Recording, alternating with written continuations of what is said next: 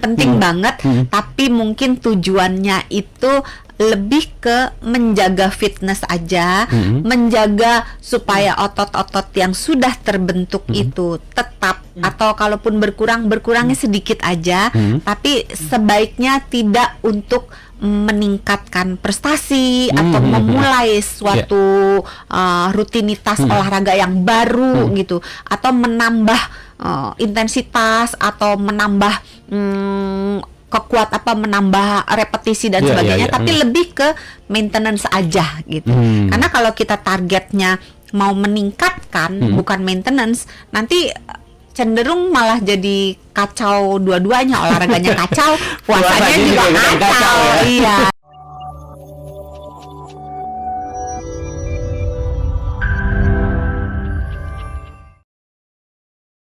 Tips yang baik untuk olahraga saat puasa nih kayak apa sih, Dok? Nah, mungkin dari Dokter Santi ada yang perlu kita notes dulu nih, Dok, untuk orang-orang yang menjalankan puasa, kalau mau olahraga, ini pentingnya apa sih? Iya. Kalau olahraga itu sebetulnya bukan hal yang harus dihindari ketika kita sedang berpuasa, hanya perlu disiasati aja. Terutama di hari-hari yang panasnya luar biasa dan lembab. Karena pada saat panas dan kelembapan tinggi itu tuh kita cenderung mudah jatuh ke kondisi yang namanya dehidrasi. Nah, sedangkan kalau kita tambah lagi dengan olahraga, maka peluang untuk menjadi dehidrasi itu menjadi semakin tinggi. Nah, dehidrasi sendiri, kalau kita kena dehidrasi, itu bikin kita nggak cuma aus, tapi juga lemes, lemot juga gitu. Jadi harus disiasati dengan baik supaya olahraganya jalan, puasanya pol. Nah, tapi kalau ngomongin soal olahraga nih, sebenarnya penting nggak sih orang yang lagi puasa ini untuk tetap olahraga, Dok? Kalau dibilang penting, tidak pernah ada tenaga kesehatan yang mengatakan olahraga nggak penting ya. Iya.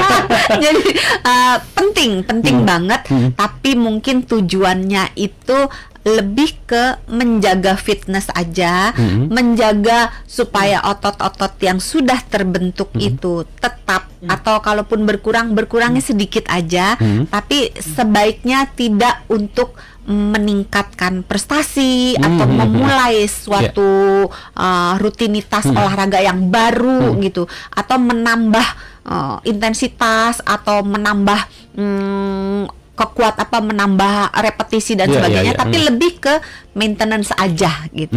Karena kalau kita targetnya mau meningkatkan bukan maintenance, nanti cenderung malah jadi kacau dua-duanya, olahraganya kacau, puasanya juga kacau. Iya, jadi harus disiasati, arahnya lebih ke maintenance aja. Jadi jangan ngoyo gitu.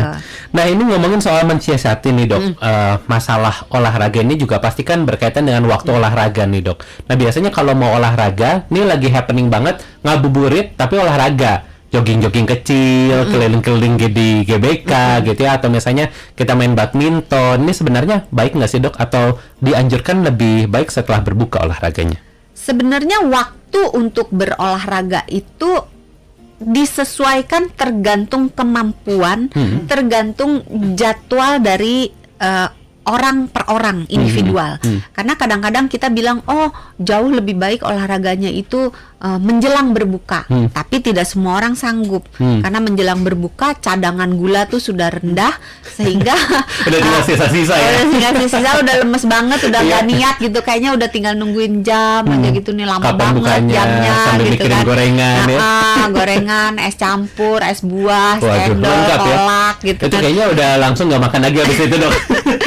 Nah, jadi kalau ditanya waktunya, sebetulnya tidak ada satu waktu yang paling baik untuk semua orang gitu. Jadi semua waktu itu harus disesuaikan dengan kemampuan, dengan jadwal orang per orang, dan pilihan waktunya itu banyak sih. Mulai dari tadi ya, ngabuburit berarti menjelang berbuka puasa, atau sesaat sesudah berbuka puasa, tapi buka puasa yang ringan ya, jangan buka puasa berat, karena kalau buka puasa berat kan kenyang banget, kalau olahraga nggak bisa.